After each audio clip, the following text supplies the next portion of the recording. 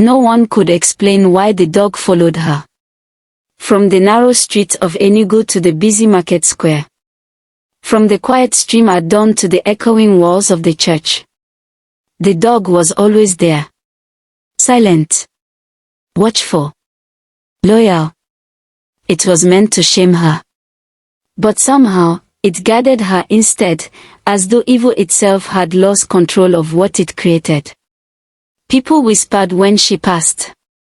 Children pointed. Women crossed the road. Men laughed behind their hands. And standing behind it all was a woman whose heart was darker than the night. This is the story of Amina, the girl cursed by wickedness, tested by suffering, and lifted by destiny. Once upon a time, in the beautiful city of Enugu, there lived a young girl named Amina. She was not rich. She was not powerful. But she was beautiful in a way that could not be hidden. Her beauty was not only in her face. It lived in her eyes, soft eyes filled with kindness. Eyes that saw pain in others. Eyes that forgave too easily.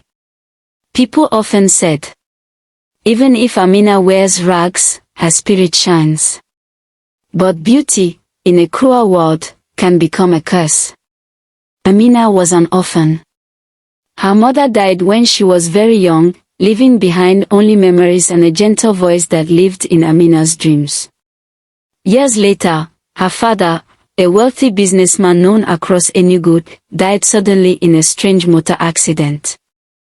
The day her father was buried, Amina's life changed forever. After her father's death, Amina was left in the care of her stepmother, Madame Sua. Madame Sua was a woman with a smiling face and a wicked heart. She dressed well.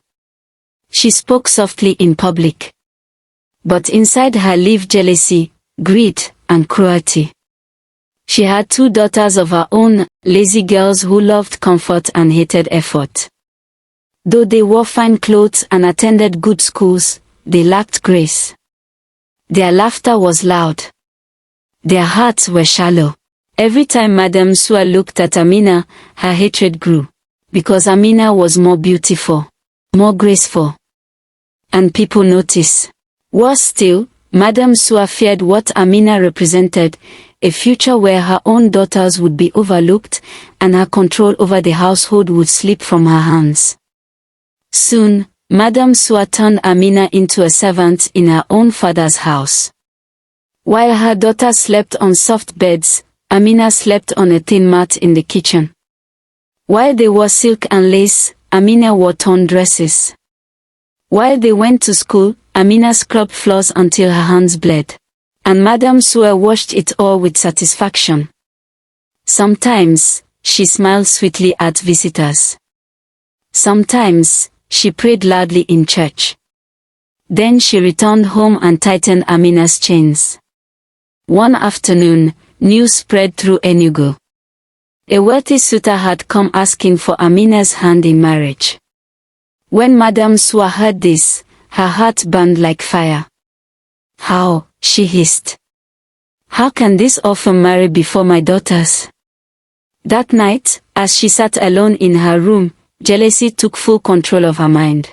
She decided that Amina must be destroyed, not beaten, not sent away, but humiliated beyond repair.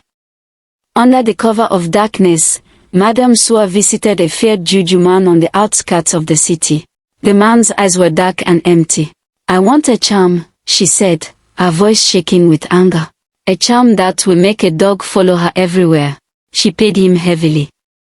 That night, while Amina slept on the cold kitchen floor, Madame Sua crept in and released the charm where the girl lay. From that day on, everything changed. The next morning, a large dog appeared. It followed Amina to the market, to the stream, to church. No matter where she went, the dog followed. Quiet, obedient, protective. It embarrassed her, yet it never harmed her. It frightened others, yet it shielded her from danger. At first, Amina was confused. Then people began to whisper. Madame Sua spread lies like poison. She has a dog husband, she told them. She is cursed. Soon, the city turned its back on Amina. She lost her job. People avoided her. Men mocked her. Every night, Amina cried and prayed. Sometimes she whispered through tears, "God, have you forgotten me?" Then she wiped her face, rose again, and endured. And every night, the dog lay beside her, guarding her. One morning, another wealthy suitor arrived. The dog barked loudly. Madame Sua cried fake tears and told lies. The man left in fear. That night, Madame Sua laughed. "No man will ever marry you," she said. "You already have a dog husband." She then forced Amina to sleep outside. That night, snakes crawled nearby. The dog stayed awake. The next day, Madame Sua sent Amina to fetch water with a cracked bucket. At the stream, Amina met a young man named Chidi. Poorly dressed, but clean. Kind. He spoke gently. He listened carefully. When the dog attacked, Chidi stopped it with one hand. The dog disappeared. Just like that. Chidi helped Amina often. He fixed things. Encouraged her. Sometimes he would leave suddenly, saying only that he had important journeys to make. Amina never questioned it.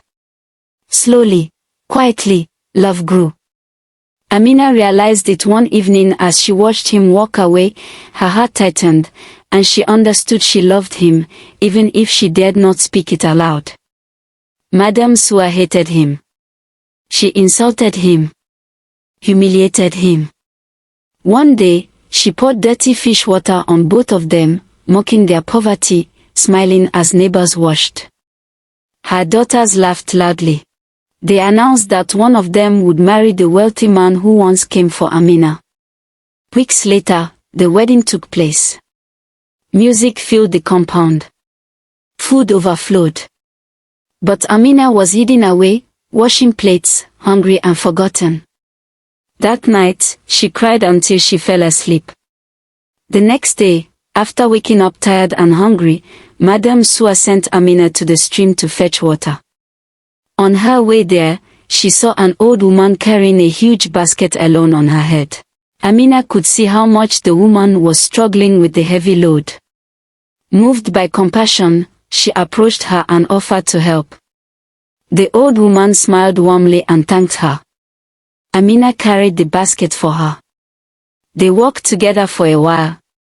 Then the woman asked a question Amina never expected. "My child, do you know that you are a queen?" Amina stopped and stared at her in shock.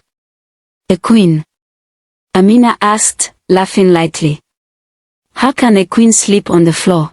How can I be a queen when I go to the stream every day to fetch water?" The old woman smiled. "Destiny delayed can never be denied." A breeze passed suddenly, lifting dust from the road. They walked a few more minutes until they arrived at a small house near the market. Amina dropped the basket. The woman revealed a shocking truth, that Amina's stepmother was the one behind the evil dog. "My daughter," the woman warned. "Never tell anyone what I have just told you, or your season of joy will be delayed once again." Amina promised to keep it to herself and returned to the stream. By the time she returned home, it was evening. When she arrived, Madame Sua confronted her angrily, accusing her of being a shameless prostitute. "I know you are coming from a man's house," she shouted. Amina tried to explain that she had helped an old woman, but Madame Sua refused to listen. She threw Amina out of the house, even though it was already late evening. With nowhere else to go, Amina wandered through the quiet streets of Enugu. Her feet were sore. Her heart was heavy. She decided to go to Chidi's house. But when she arrived, she was told he had traveled urgently. Her heart sank. She returned to the old woman's house, but no one there knew her. Amina stood there in shock, unsure of what to do. Then she remembered her mother's only sister, who lived in another village. She pleaded with the people nearby, and they gave her some money to help her on her way. She arrived at the park and boarded the next bus to Oji River. It took her hours to reach, but eventually, Amina arrived in the village and made her way to her aunt's house, which was just a short distance from the bus park. Aunt Chisholm was overjoyed to see her. They sat together as Amina recounted everything her stepmother had done, how she had been treated like a servant, her life made miserable, and every act of cruelty that had haunted her. Chisholm's heart sank as she listened. Memories of the day her sister died came rushing back, the moment she had rushed to the house with tears streaming down her face, determined to take Amina in and raise her as her own. But Amina's father had refused, holding his daughter tightly. "No," he said firmly. "She's all I have left of her mother. I will take care of her myself. She will never lack love, and no one will ever harm her. As long as I live, she will be protected." Chisholm had respected his decision, though fear had weighed heavily on her heart. Now, years later, seeing what Amina had endured, that fear returned with full force. Tears welled up as guilt wrapped around her chest like chains. If only I had insisted, if only I had fought harder, she thought, her heart breaking into a million pieces. For Amina, though, a sense of freedom and relief filled her chest, even as a lingering worry tugged at her. What if he is out there, looking for me? Seeing her concern, Aunt Chisholm gently asked what troubled her. Amina confessed that she had met a man she had fallen deeply in love with, and how she had left the village abruptly after her stepmother threw her out into the night. She told her aunt about searching for him, only to find his house locked. Her voice soft and full of worry. Amina pleaded for permission to visit him soon, just to make sure he was safe. Chisholm studied her for a long moment, then smiled gently. "My child," she said, "I would give you the money myself, but I don't have any at the moment."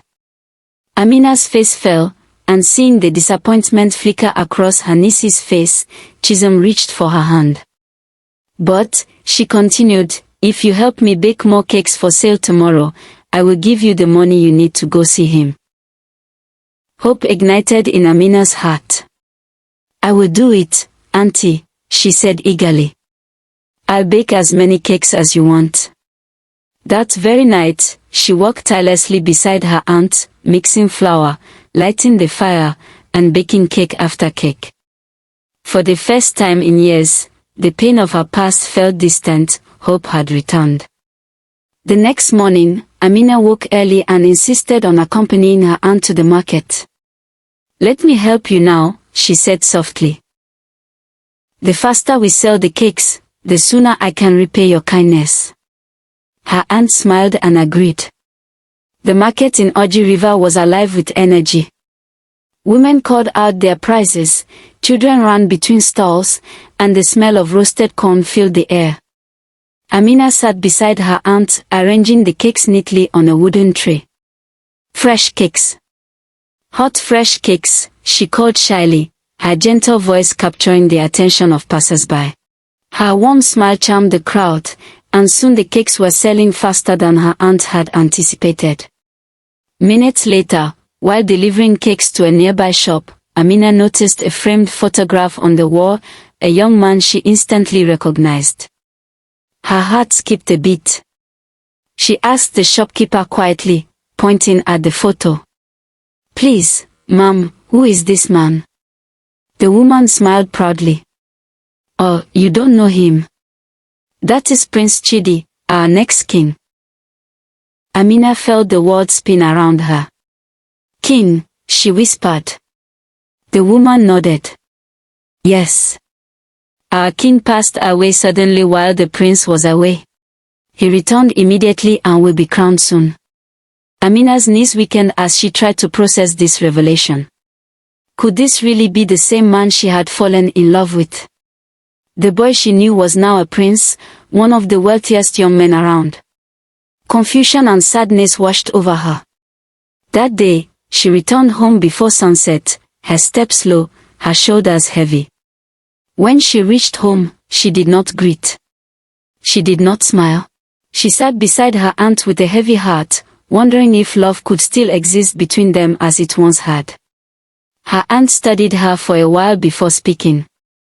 "My child," she said gently, touching Amina's hand. "What did you see at the market that stole your joy?" Amina swallowed hard. "Auntie," her voice trembled. "The man I told you about. I saw his picture today." "His picture?" Chisholm asked, confused. Amina nodded, tears forming in her eyes. "They say he is the crown prince, the next king." Chisholm's mouth fell open in shock. Amina broke down. "What if he never loved me?" she cried.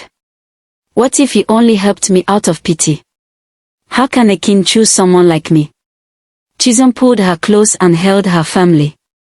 "Never speak like that again," she said with strength. "Do you think kindness has no value in a palace?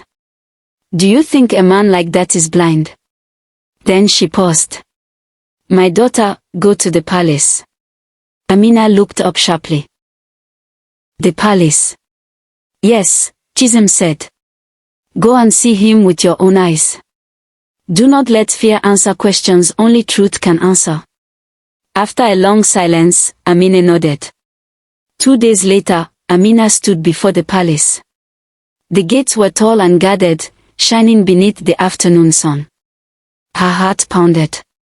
She did not know how to announce herself. Then a voice rang out behind her.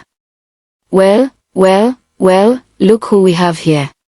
Amina turned slowly. Her half-sister stood there, dressed in fine clothes, beside her wealthy husband. They carried expensive gifts meant for the palace. "So this is where you ended up," her half-sister sneered. "From washing plates at my wedding to begging at palace gates." People began to stare. "What are you doing here, witch?" she shouted. "Did your useless husband abandon you?" Laughter spread through the crowd. Amina stood frozen, shame burning her skin. "Guards," her half-sister called mockingly. "Escort this mad girl away before she brings bad luck into the palace." Suddenly, drums thundered from inside the palace. The crowd fell silent. A royal procession emerged. At its center stood Prince Chidi. His eyes scanned the courtyard, and then he saw her. Amina. Being humiliated. Something dark flashed across his face. "What is going on here?" his voice thundered. Everyone froze. He walked straight to Amina and stood beside her. "Who dares speak to her like this in my palace?" Her half-sister collapsed to her knees. "My lord, she is cursed." "Silence," Chidi commanded. "You called her cursed in my palace." The guard stiffened as he spoke. "This woman and her husband have insulted the future queen." The courtyard gasped. "Seize everything they own," he ordered. "Their wealth, their land, their houses. Let nothing remain." Her half-sister screamed in horror as memories flooded her mind. The poor man at the stream. The one they mocked. The one they poured dirty water on. "It's him," she whispered. "It's the poor man." But it was too late. Chidi turned to Amina and took her hand. "My queen," he said softly. "Forgive me for leaving without a word. Fate brought you here." Tears streamed down Amina's face. "I thought you would not want me anymore." He smiled gently. "I did not find a princess in silk," he said. "I found a queen in rags." Before everyone, he asked her to be his queen. Their wedding shook the land. Drums echoed for days. The girl who once slept on bare ground now sat on a golden throne. Amina remembered the old woman who once called her a queen. She finally understood. As for those who mocked her, their riches vanished like smoke. And so the land learned a lesson whispered through generations. Destiny hides greatness in rags. Kindness never goes unrewarded. And wickedness always returns to its owner. If you were in Amina's place, would you have dared to walk into the palace, or let fear decide your future? If this story touched your heart, don't forget to like, share and subscribe for more powerful African folktales that reveal destiny, justice, and hope. See you in my next video.